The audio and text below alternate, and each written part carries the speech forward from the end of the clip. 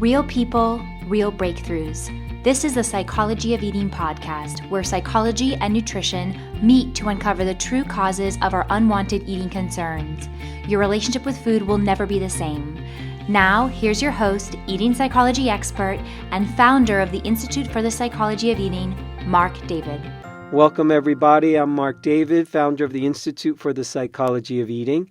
And here we are in the Psychology of Eating podcast. I'm here today with Natalie. Welcome, Natalie. Thank you. Glad you're doing this. Glad we're doing this. Yeah, me too.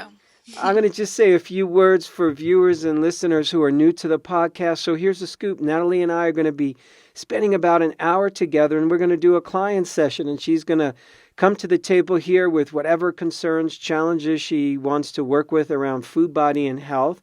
And this is pretty much like a one-time session, so we're going to try to condense about 6 months to a year's worth of work and distill it into an hour-long session. So for the first 20 minutes, I'm going to ask a bunch of questions, and then we're going to just kind of bring things together. And the idea is to help you, Natalie, have some breakthroughs, some openings, get you more squarely on the journey so you can get where you want to go. So I'm going to ask you this question. If you could wave your magic wand and get whatever you want from this session, what would that look like?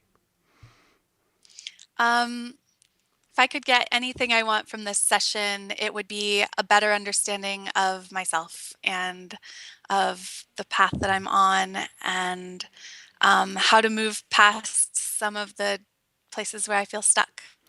And where's that? Where do you feel stuck? Where do you want to work on?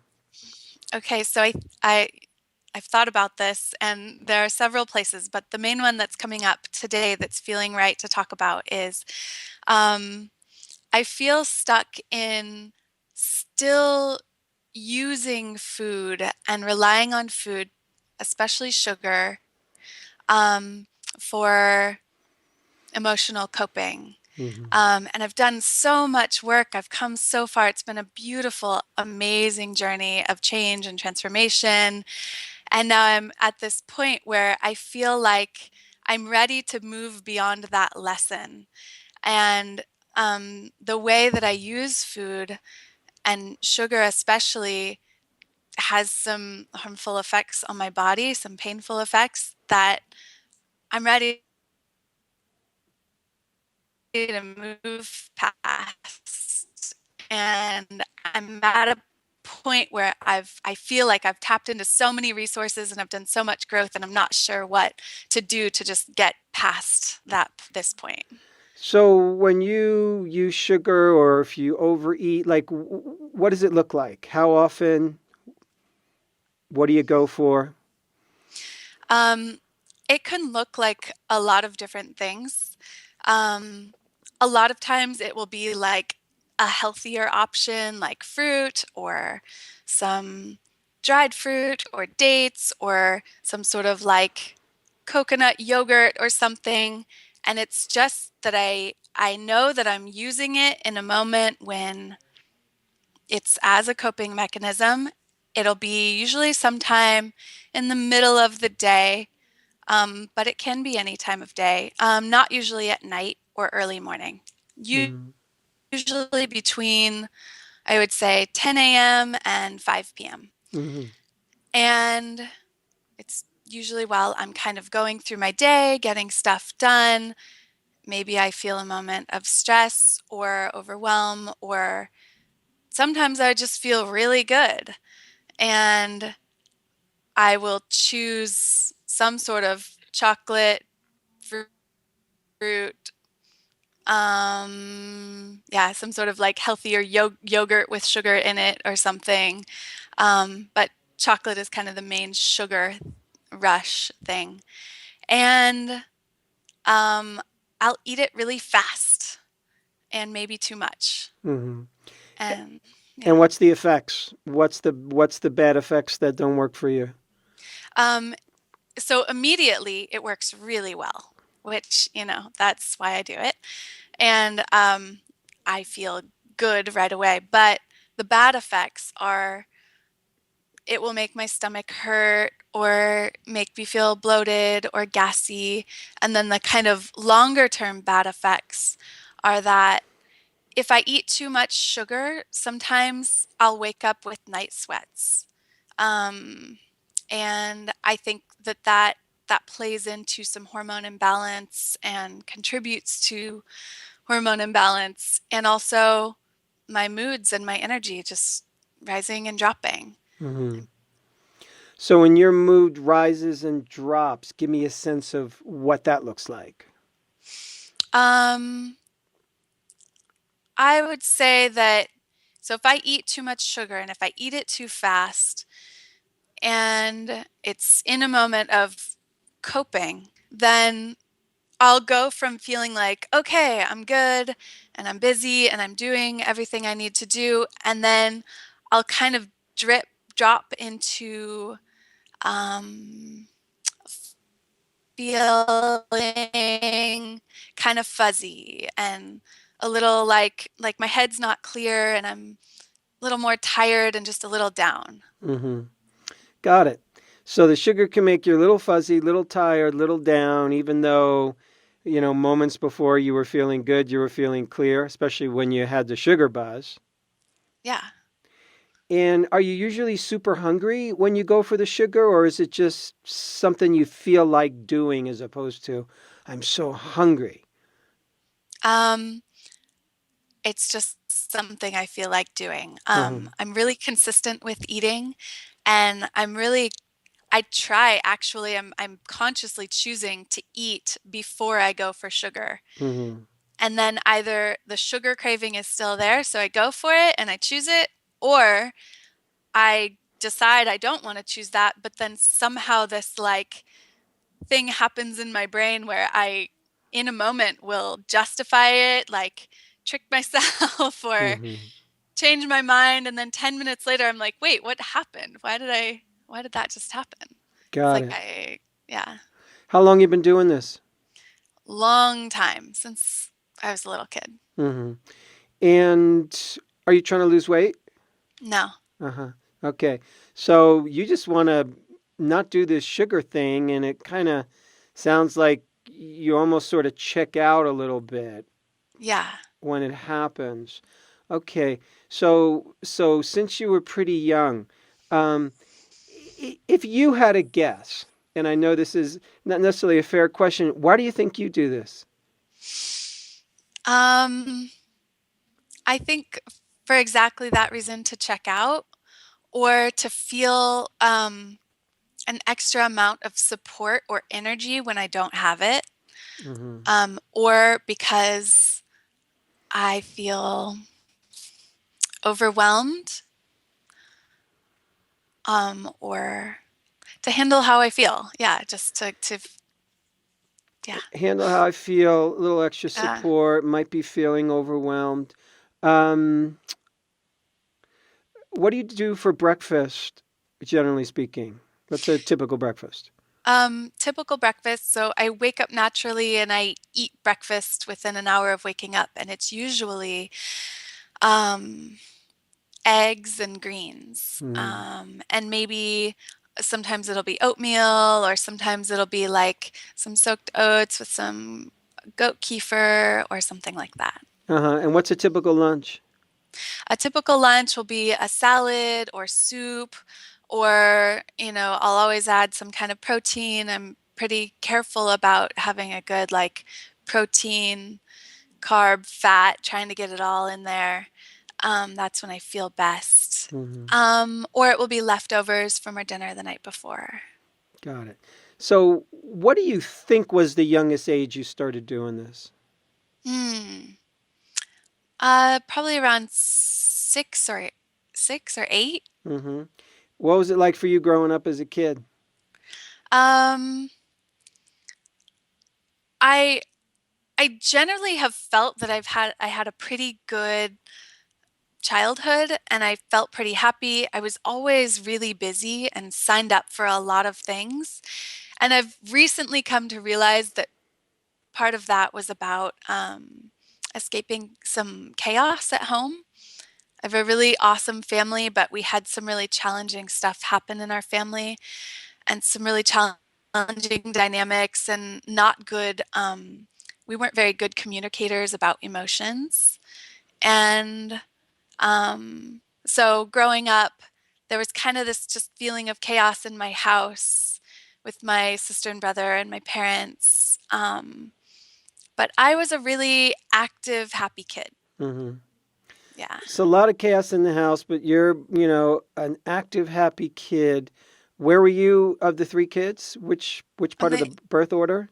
I'm the youngest. You're the youngest. Yeah, Got my it. sister and brother are 6 and 8 years older. Mm-hmm. And tell me again where you grew up. Um, so I was born on the East Coast and we moved quite a few times, East Coast, West Coast. My dad was in the Air Force. And then when I was 5, we moved to Kansas City and I went to elementary school there. And so that was like that's where all my memories of childhood mostly are there in Kansas City. I went to elementary school and middle school. And then we moved to California when I was 13, um, just north of Santa Barbara, and I went to high school there. Mm-hmm. When do you feel most sort of grounded in yourself, such that you wouldn't even need to eat sugar? Like, are there times when you go, "Wow, I just feel so good. I don't even know why I have that habit. It just doesn't even come up for you." Yeah, I notice that I don't crave the sugar most when I am on the weekends when I'm really relaxed and I'm taking time to play and be with my friends and be with my partner, my boyfriend, and that's yeah, when I don't have any work or obligations. Got it. Got it. So, what's your work week look like? So, at the moment, it's a little bit erratic and it's changed a lot. So the last 5 years, I've been a personal chef, self-employed, and so I've been in that rhythm of going to people's homes and cooking throughout the day. Um, and then just as of recently, I'm cooking less and starting some new projects. I was gone from Santa Barbara for a couple of years and just moved back here about 8 months ago. And I've kind of been reintegrating into my community here and getting settled and starting new work and new projects. So Mm-hmm. now my work week looks like um, I have I have a couple of clients, consistent clients, and if I have maybe 4 or 5 different obligations throughout the week. And then other than that, it's like always changing Mm-hmm. with meetings and yeah. Other than food, sugar, that kind of thing, where do you think what are some of your growing edges as a person? Like what do you find that you're working on with yourself at this phase of life? Like what's kind of up for you these days? Again, other than food, sugar, body, health, just on a personal level. Um, on a personal level, I've gone through a really big period of major changes in my life over the past 5 years. And right now, I've come to a point where I feel like life is asking me to step up and step into my power and step into myself and serve and kind of live out my purpose in a really new way. Hmm. Yeah. And how is that for you? Does it scare you? Does it excite you? Both it scares me and it excites me. Hmm. Yeah. Um, yeah. And where do you see your trajectory going in terms of relationship? Are you looking for marriage, family, not the time for you? What's sort of happening there for you? So right now I'm in a committed partnership that feels like it will last forever, and that's the understanding that we have. And that looks like marriage at some point probably, and we're not there yet. but it feels like that's coming, and kids as well. Yeah. Hmm. Any other health symptoms I should know about that concern you? So I had adrenal burnout pretty bad about 5 or 6 years ago, and I've been on this big path of healing from that. I've done a lot of work. I've changed my lifestyle really dramatically.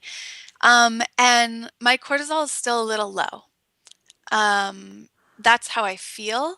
Like I wake up in the morning, I have great energy, I eat my breakfast, and then I dip a little bit. And tests have, with my endocrinologist, say that my cortisol is a little low. Um, and other than that, just some digestive issues. Like my digestion's not awesome. Hmm. It's pretty good, but I feel like I get bloated easily or my stomach gets irritated fairly easily, and I'll get acid reflux. Um, Not really bad. It's like really minimal compared to what it used to be, Hmm. but it's still there. Do you tend to be a fast eater, moderate eater, slow eater? I'm a slow eater. I'm naturally a slow eater, and then I'm really, especially with all of the adrenal healing that I've had to do, I've really worked on getting present with my meals, slowing down, eating really consciously. Um, and I notice that if I do eat even a little bit more quickly, my stomach get will hurt right Hmm. after I eat. Hmm. What caused your adrenal burnout, do you think? Um, there were two things. So first, my life starting from a very young age was really busy, lots of activities, tons of sports. I loved to run hard and play hard. And that continued all through high school and kind of intensified in college with sports and academics and the kind of overachieving, burning the candle at both ends. And after college. And I just kind of pushed too hard. I had a lot of fun, enjoyed what I was doing, but I didn't take good care of my body. I didn't listen. And then as I was kind of still in that state of going hard, I was training for triathlons. I was like on my way to law school. And my mom got diagnosed with stage 4 colon cancer and was given 9 months to live. And that was a period of 6 months that was really intense for me. I moved home to take care of her, and that was hard. And Hmm. coming out of that, um, I also I learned a lot about natural health and healing and nutritional healing during that time. And coming out of that, I kind of jumped back into my routine and getting busy, and I just crashed. Hmm. And did your mom make it? Did she pass Yeah, on? no, she did make it. Uh-huh. She amazingly, miraculously recovered and now is still 5 years, 6 years later, still in remission, which is really unusual for Yeah. that diagnosis. Yeah, Congratulations. thank you. So, how do you deal with conflict? Are you good at conflict? Mild, medium, great, not so great? How would you describe that part of you? Um, I would say that it depends on the type of conflict, but typically I'm good at conflict in that I can stay pretty steady, I can communicate well through it, and kind of I can stay out of the reactive state pretty well. Um, but however, if I'm in a situation where someone's like angry or really aggressive or yelling, I kind of shut down and I just become quiet and I have to like deal with it later. Mm-hmm.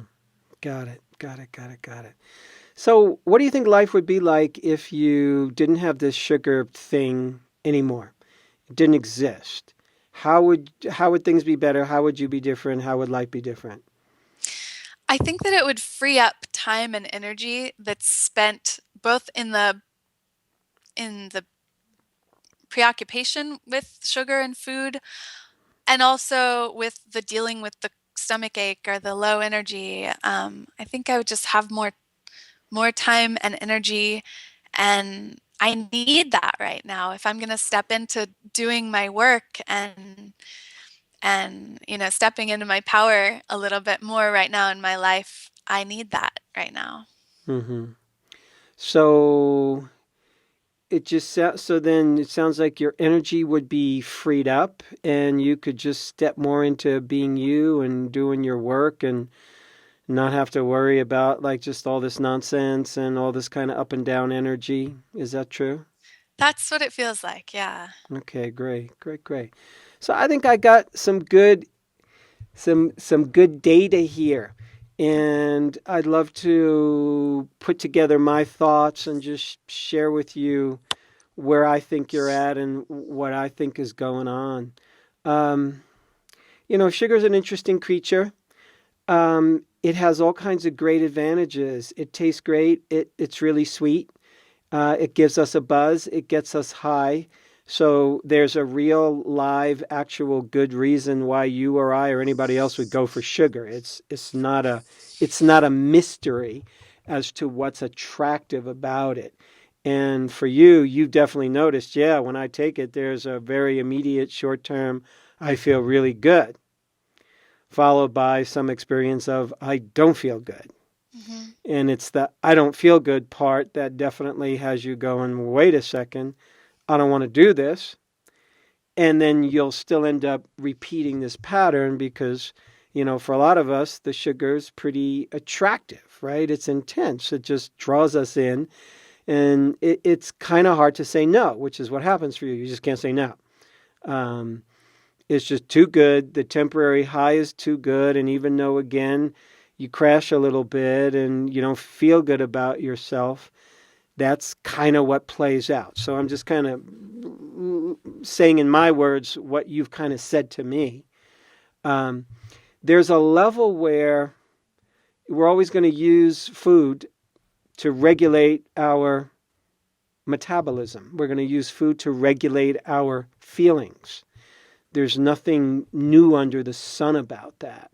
When an infant is crying and screaming its little brains out and it gets mother's milk or a bottle, all of a sudden that little baby's nice and happy. Food has regulated its metabolism. It turned it from a crying, screaming little creature to, wow, everything's cool. Mommy's holding me. I got the sweet stuff and I feel good. So there's this primal place, there's a primal memory inside of us that understands that food can regulate my metabolism. We might use, you mentioned when I asked about breakfast, lunch, you really emphasize that there's a protein always at, lunch, and sounds like there's a protein most of the times at breakfast. That probably helps you ground more and regulate your personal and physiologic metabolism. So all I'm saying is we're going to use food to chemically manage our experience. And on one level, that's what you're doing. Ain't nothing wrong with that. Every moment that you're hungry, even if you were the most perfect eater in the world, you're going to use food to regulate your personal emotional metabolism. Oh my God, I'm feeling tired and weak. Whoops, time to eat. Oh my God, I'm going to be staying out late. I need more energy. I eat. Or, oh my goodness, I'm working hard today. Maybe I'm going to have some tea or caffeine or coffee or whatever.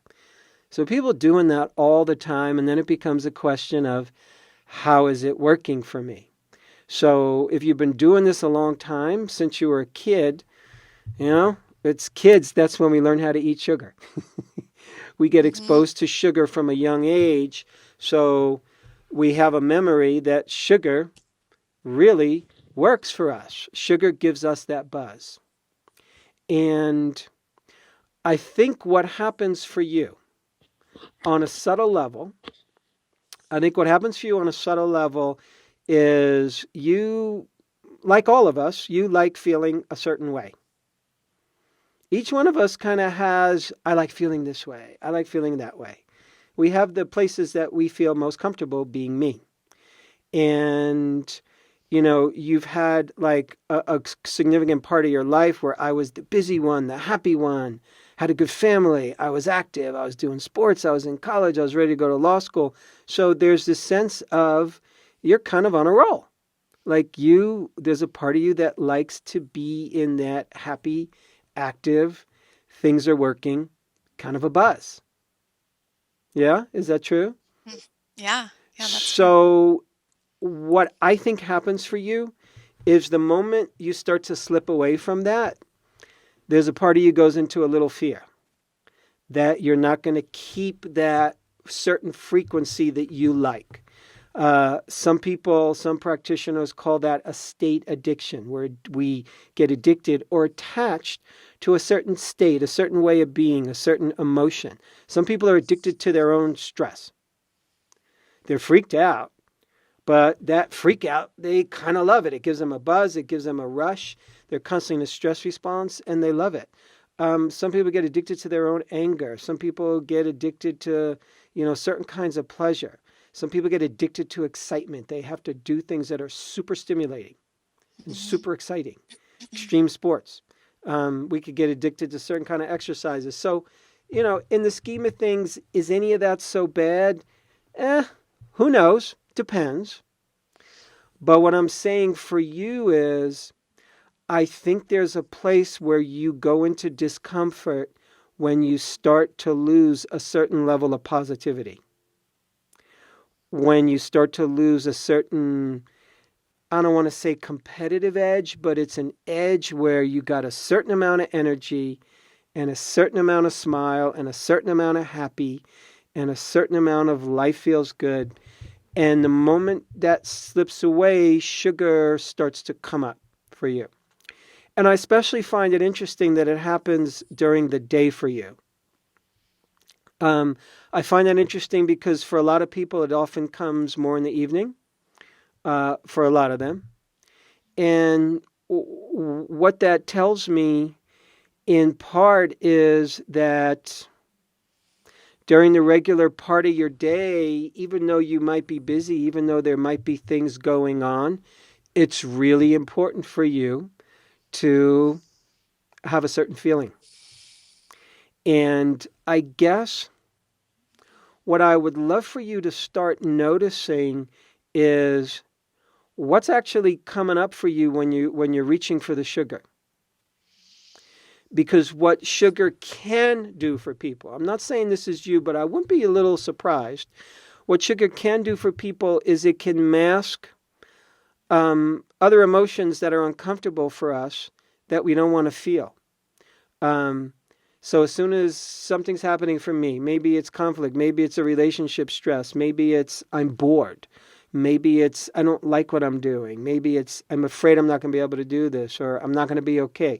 Whatever it is, there's something triggers, and from that place, we want to medicate right away.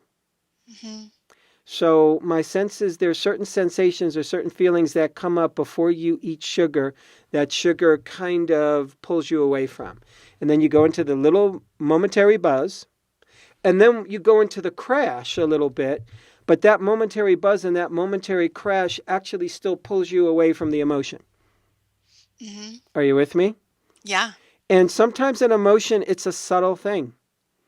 It's something that's subtle. It doesn't have to be that profound. It just could be good old-fashioned, plain old discomfort. Mm-hmm. And the discomfort might have ties into, I don't know, I don't feel like I could do this. I don't feel like I'm good enough. Or what if I don't succeed? Or, gee, I'm not really high right now. And, because people do get a little tired. Our energy does go up and down. You could be in perfect health and perfect weight and perfect everything, and your energy goes up and down, and then nighttime comes and you want to go to sleep. So energy is going to move and shift and change anyway. And I'm kind of thinking that this is, if we look at your relationship with sugar as an opportunity for you to grow, instead of looking at it as a problem, instead of saying, what's Natalie's problem? Well, to me, you don't have a problem because there's a significant number of human beings that get hooked on sugar. And you're not hooked so bad. It's not like you're doing tons of sugar every day. It's not like you don't have a healthy diet. It's not like you don't take care of yourself. So compared to others, not such a bad problem. It's not like you're trying to lose a ton of weight. You're not trying to lose weight. So compared to others, not such a bad problem. And it still affects you because you know I can really be at a different place inside myself. And this powerful substance, when I use it, pulls me away from that more powerful place. Right? Make sense? Yeah. So from that place, I don't look at this like there's something wrong with you. I'm just looking at trying to get a sense of who you are, what your trajectory is, what you want in life, where you came from, and how this challenge with sugar is a good exercise, is good weightlifting to help you get stronger so you can be the better or best version of you. So that's what I see happening here. So to me, it becomes a matter of tweaking. When I say tweaking, I'm meaning this is, on the one hand, it's not a super big deal. So the shifts you're going to make are smaller. And I'm not minimizing what you're going through, but I'm putting it in a context. And the context is you're a person that's got a lot going for you. And you're in a relationship, you can see yourself in a long-term committed partnership with this person, you like where you live, you have a social system. So you got a lot of things in place that are good and positive, and here's this obstacle. So instead of looking at it actually like an obstacle, we're going to look at it at what it's raising its hand for and pointing out. So if we look at it like it's the sugar thing is there for a reason, what my guess is, again, I'm going to get back to, I think that you're using it when you start to feel a little not so good about yourself, and you're not feeling like happy Natalie. So part of the challenge for you, I think, is to embrace the part of you that's just not always happy. And you don't have to have a reason, actually, for not being happy. Like a lot of times, like, well, what's wrong with you? How come you're not like, ta-da, I'm here, everything's great. Like, what's wrong? It doesn't have to be anything wrong, actually. You know, our mood goes up and down, and we get moody sometimes, or we get, we hit a little bit of a low spot. And I think that scares you just a little. How does that resonate for you when I say that? How does that land for you? Yeah, that feels true. Feels true that it scares me a little, and that it's a whole range of emotions that come up that I'll turn to sugar for. Yeah. It's a lot of different things, and it's not even just a discomfort or unhappiness. It's happiness too. Yeah. And that's where it gets confusing for me. Yeah. So let me give you a sense. You know, we can often have a lot of feelings at once. And oftentimes people will say the term, well, you know, I have these conflicting feelings. And to me, there's no such thing as conflicting feelings. In any given moment, you could be feeling a lot of love for somebody, and at the same time, you could be judging them or hating them. You could be with your partner, your best friend, and you could love them and hate them at the same time. You could be really happy about your life, but at the same time sad that your best friend is going through a hard time. So there can be all kinds of different feelings present. It might be possible for you that there are, as you're saying, a range of emotions that are uncomfortable for you. And it is not uncommon at all for happiness to be a discomfort. If I'm feeling really good, oftentimes we'll hit our ceiling and we'll bring ourselves down. Right. We'll do something to take ourselves off of the high because the high is literally too uncomfortable. We can't handle that much goodies. Literally, people have a happiness tolerance. And sometimes we're learning how to expand and embrace that. So my sense is for you, it might not be just one thing. And to me, this sounds like a time in your life where you're grounding more. How old are you? 31. Okay, so you're 31. So, stepping into your 30s can be a very empowering time. 20s can be very tumultuous. Once you start to hit your early 30s, you have a better sense of who you are. Start to have a better sense of what you want. You start to really look towards the future, towards grounding, towards solidity, towards work, towards relationships. That's kind of traditionally, that's in our psyche, that's in our DNA. So here you are, you just moved back to Santa Barbara, you're settling in. So to me, one of the themes for you is grounding. And that word, just as I was asking you questions at the beginning, the word grounding kept just like coming across my screen, Yeah. my invisible screen. It just feels like this is a time in life for you to ground. And I don't know. So for me, grounding means just a sense of I'm rooted here on planet Earth, a sense that I'm stable, a sense that even when things around me aren't stable, that I could still have a sense of place. Because things around you aren't always going to be stable, but if I'm stable in the chaos, then I have a sense of me. And I think you described your early family environment, overall is very positive. I had a great family, and yeah, there's issues, and there's challenges.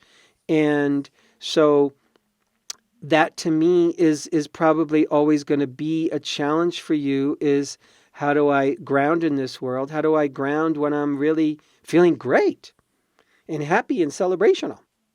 How do I keep my feet on the ground so I don't lose that and then just want to go for sugar and crash myself? It's no different than somebody going out drinking and having like way too much to drink and just collapsing on the floor. After the first drink felt good, the second drink felt great, the third drink felt really good, and after that it was downhill. They literally couldn't manage their metabolism. They couldn't manage their emotional and chemical metabolism. They just kept spinning out. And even though they were feeling great. So you're learning how to regulate your emotions, the full range of them. That's what I see you doing. It's a life phase. So whenever you're reaching for sugar when you don't want to, it's a sign that there's emotions that are happening that I'm not able to manage. So the technique, and this is a training, this is a practice. What I'm about to suggest is no different than you training for a marathon. If you want to run a marathon, you train. What does training mean? You work every day, and there's a bit of intensity to your workouts. You start out running a couple of miles a day, and then you're running 4 miles a day or 8 miles a day. And then you're running 12 or 15 on the weekend. So you build up an intensity and a frequency when you're training. So for you to train to learn how to better regulate your emotional experience,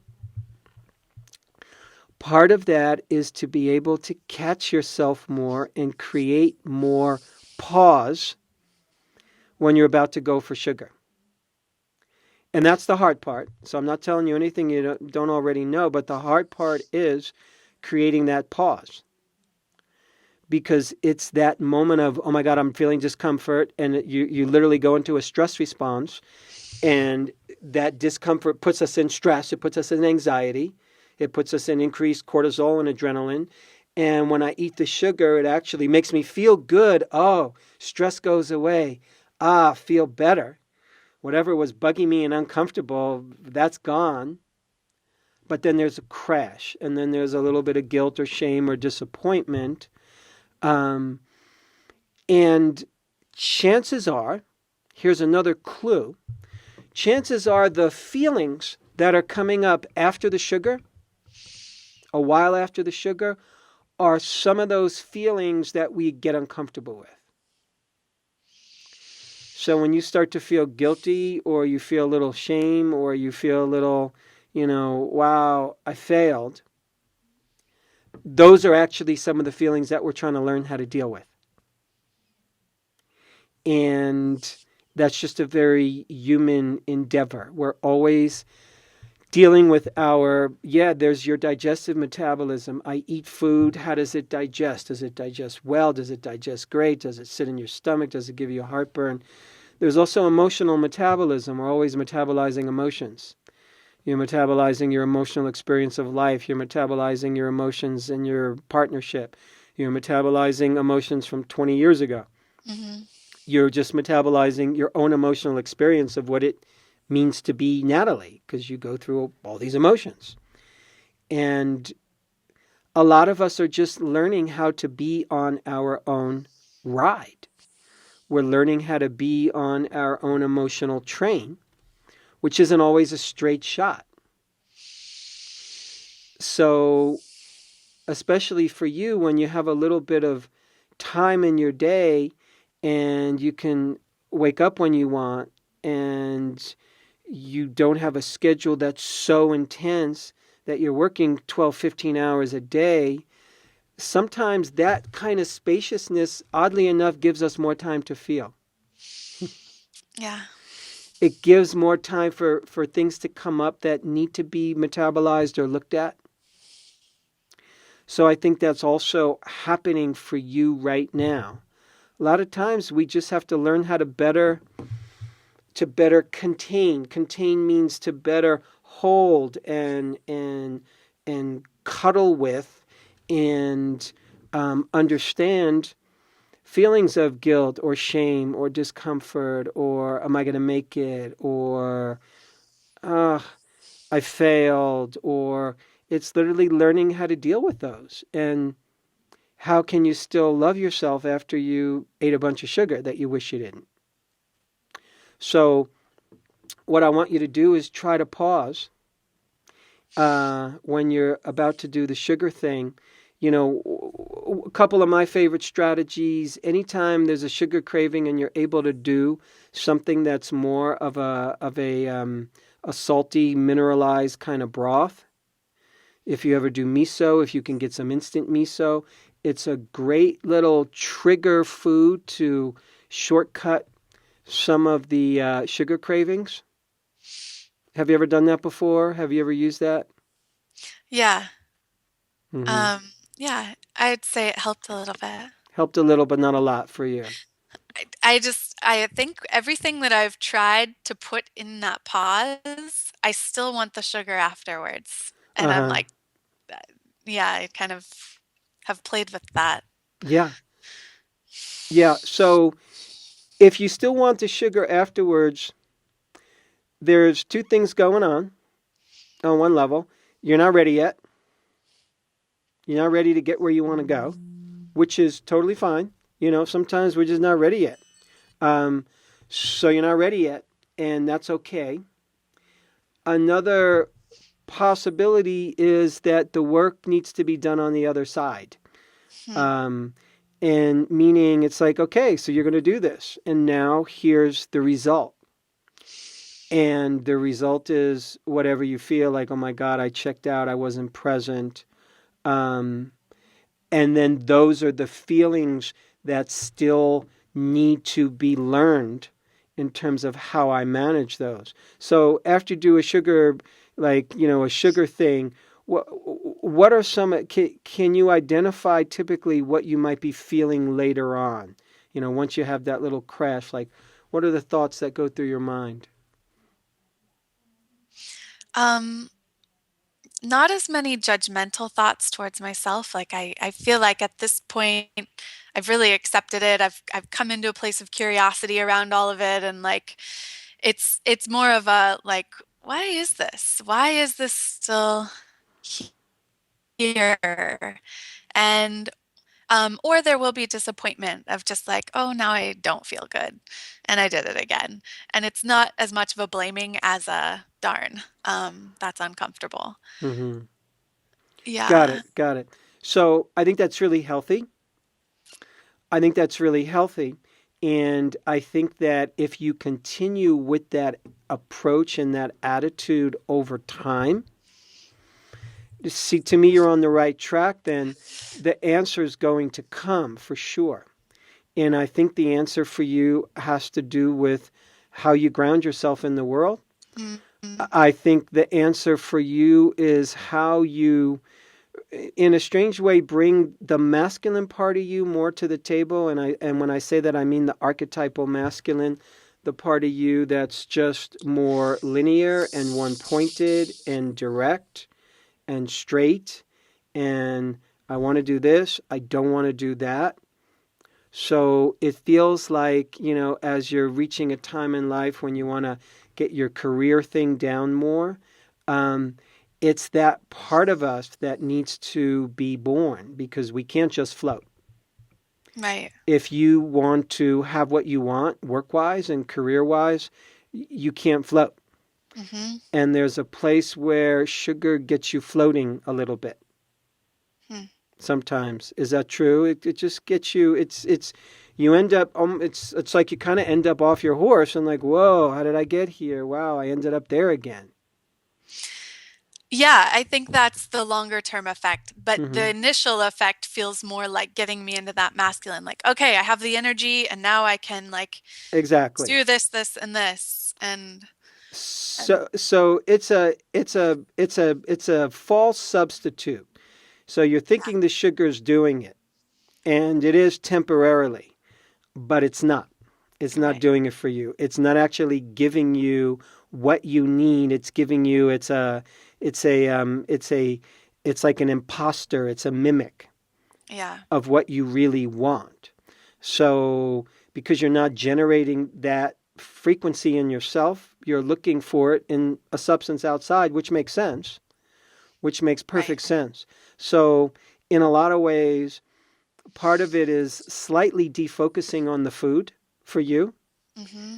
Oh, it's a sugar problem, it's a sugar problem, it's a sugar problem. Sure, on one level, but it's really more about you learning how to ground yourself and you learning how to feel more solid and starting to look at what are the other places in life where you can do that. Where are the places where life is asking you to just be more solid? Where life is asking you to ground more, where life is asking you to make more boundary lines, where life is asking you to say no.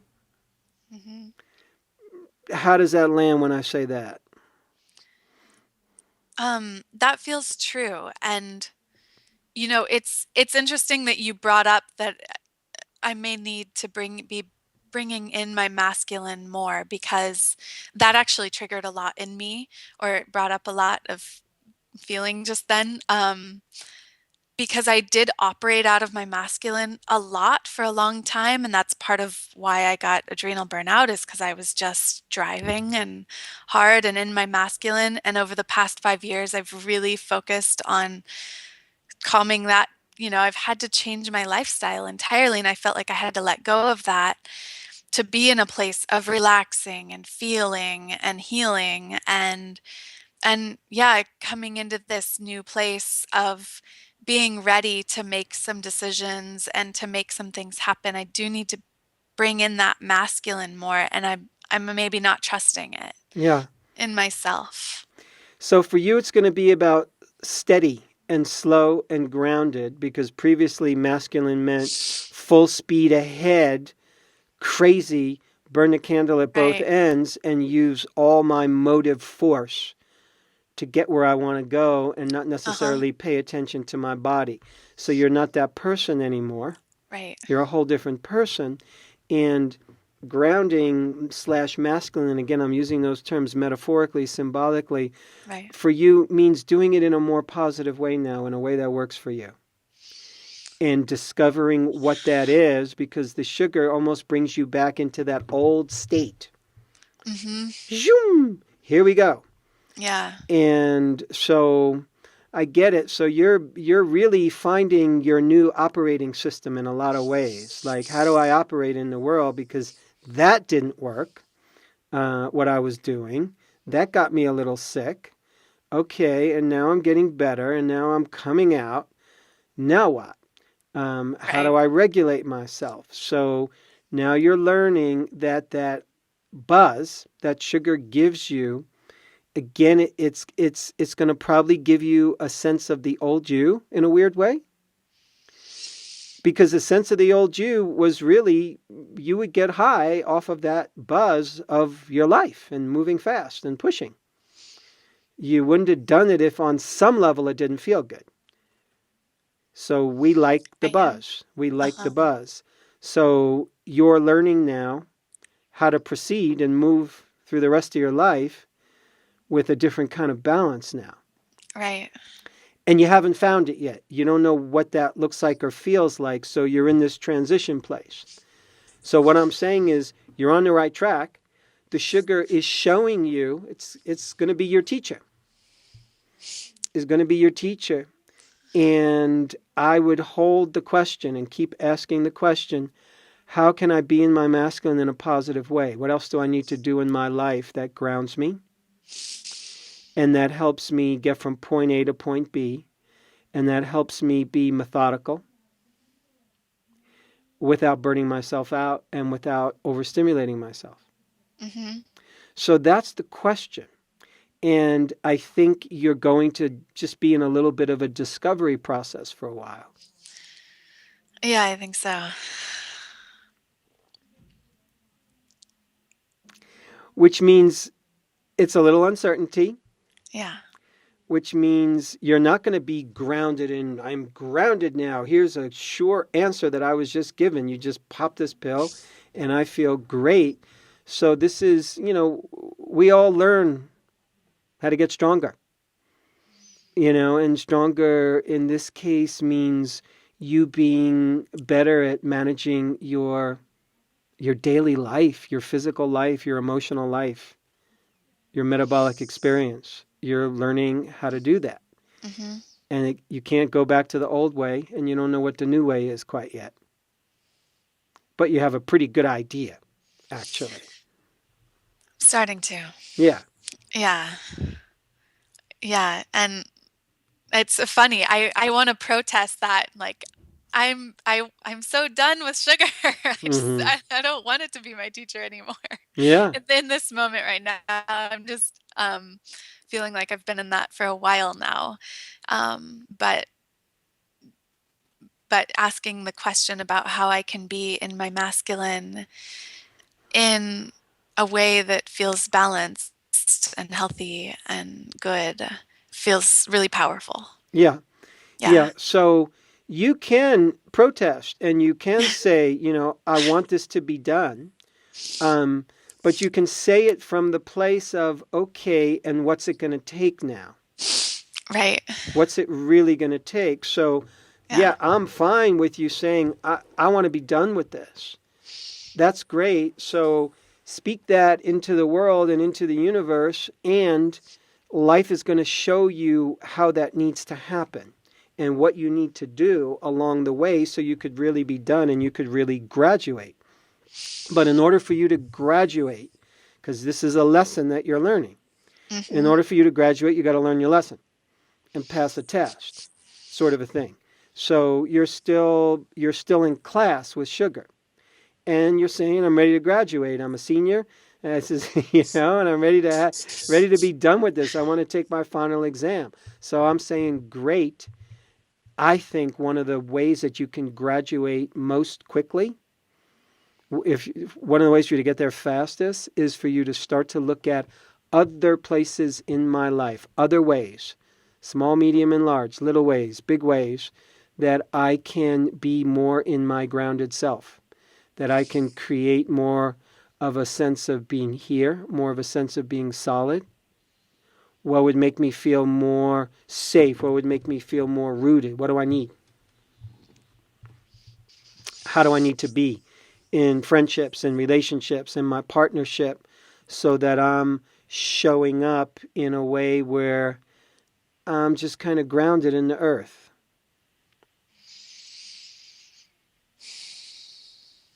Does that make sense for you in any way, shape, or form? Yeah, it absolutely does. Mm-hmm. That hits home. Mm-hmm. And again, you're finding yourself. That's what you're doing. And it's a beautiful process. It's a powerful process. And part of it is trust. Part of it is trust that you're going to get there. And the other part of it is, it's almost like an agreement between you and the universe. It's almost like you really committing to getting there. Committing to getting there doesn't mean you know how to get there and you're going to push a button and you're going to be there tomorrow. Committing to getting there means you're committed to getting there. I could say I am committed to moving to Indonesia.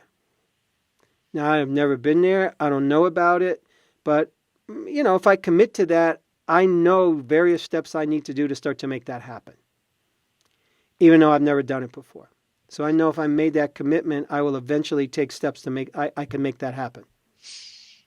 So for you, there's an inner place, I think, that wants to happen of really making that commitment. Commitment is a little bit of a masculine term. Mm-hmm. I am going to do this. Mm-hmm. And it's not from this place of intense willpower. I'm going to push through it. And when I have that sugar craving, I'm going to just keep my mouth shut. And it's less about that. And more about you getting clear with you that you're going to do whatever it takes. Because it's going to be different from willpower. It's more of a spiritual power. It's more about you finding yourself than it is you becoming this, no, I'm not going to take it in. It has nothing to do with that. Yeah. So, how you feeling? I feel good. I feel a little exposed and seen. Like Mm-hmm. you did get to the root of what I was looking for. Mm-hmm. And also in this moment I feel really clear and like, yeah, I have a sense of what that commitment is and what it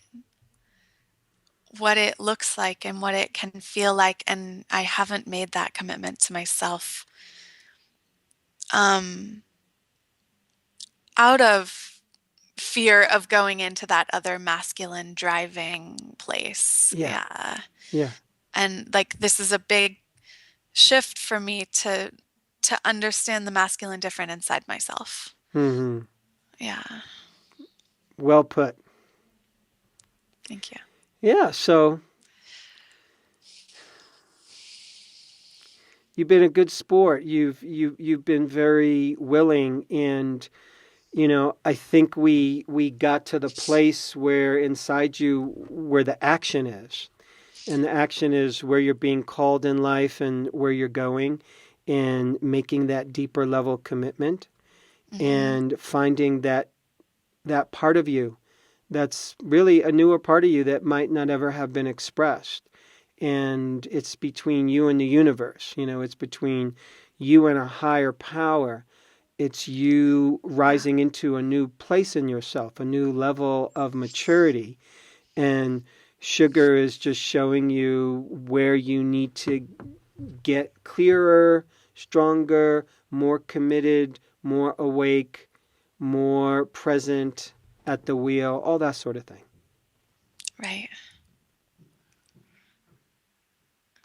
I got confidence in you that you're going to get where you want to go. I really do. Thank you. Yeah. Thank you. Yeah. It sounds like all the pieces are in place for you, and you'll get there as long as you make that commitment to yourself. And it's an inner shift, and you're pretty much ready to do that. And you just have to make that choice inside you, which is kind of like tapping into the adult in you. It's tapping into you really claiming dominion over your own life and your own direction and making a choice. And it's going from being at effect of the world, meaning the world is always affecting me, and I do things because I'm affected by him and her and this and that, and doing things because you're causing them. I'm choosing this direction. I want to go in this direction. This is who I want to be. This is what's next for me. I'm choosing this. That's being more at cause in your life. Mm-hmm. So you're invoking that place in a whole new way. Yeah. Yeah, it feels like calling in my core. And I know that that's what I need to do, and it feels really validating and supportive and helpful to hear it reflected from Mm-hmm. you. Mm-hmm. That's what we're here for. That's why we're doing this, to support each other, to help each other get elevated and grow and be better. It's the whole point. And Yeah. we just did it for each other, and I think there's a lot of people tuning in who can probably relate in a big way. So thanks for being really open and honest and vulnerable about your journey. I really appreciate it, Natalie. Thank you, Mark. I really appreciate your time and your attention. I really feel your attention here, and that's amazing and really helpful. Yay. Thank you. Okay. Good job. Good work. Thank you. Yeah, thank you. And thanks everybody for tuning in. I'm Marc David on behalf of the Psychology of Eating podcast. Lots more to come, my friends. Take care. I hope this was helpful. Thanks for listening to the Psychology of Eating podcast. To learn more about the breakthrough body of work we teach here at the Institute for the Psychology of Eating, please sign up for our free video series at ipe.tips. That's I for Institute, P for Psychology, E for Eating.tips, TIPS. You'll learn about the cutting-edge principles of dynamic eating psychology and mind-body nutrition that have helped millions of people forever transform their relationship with food, body, and health.